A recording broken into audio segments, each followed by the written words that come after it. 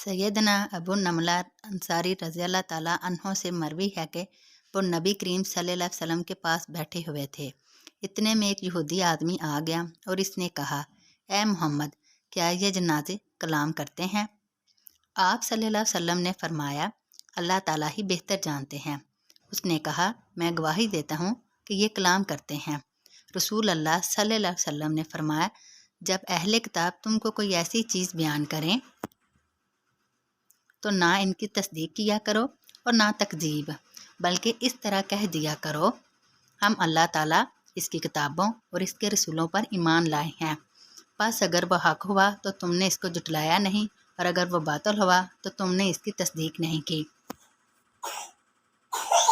सैयदना अब्दुल्ला बिन उमर बिन आस रज़ी अल्लाह ताला अन्हों से मरवी है, वो कहते हैं, मैं रसूल अल्लाह सल्लल्लाहु अलैहि वसल्लम से जो चीज़ सुनता था इसको याद करने के इरादे से लिख लेता था, लेकिन कुरैशियों ने मुझे ऐसा करने से मना कर दिया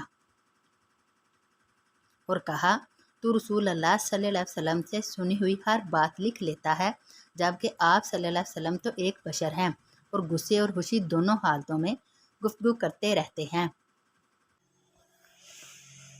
चनाचे मैं लिखने से रुक गया और रसूल अल्लाह सल्लल्लाहु अलैहि वसल्लम को ये बात बतला दी।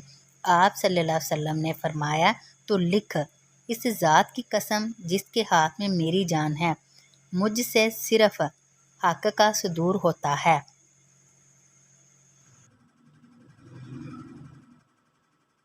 सैयदना अब्दुल्ला बिन उमर बिन आस रज़ी अल्लाह ताला अन्हो बयान करते हैं कि रसूल अल्लाह सल्लल्लाहु अलैहि वसल्लम ने फरमाया, मुझसे आगे पहुँचाओ, अगरचा वो एक आयत ही हो, और बनी इसराइल से भी बयान कर लिया करो, इसमें कोई हर्ज नहीं है। और जिसने मुझ पर जानबूझ पर झूठ बोला वो अपना ठिकाना जहन्नम से तैयार कर ले।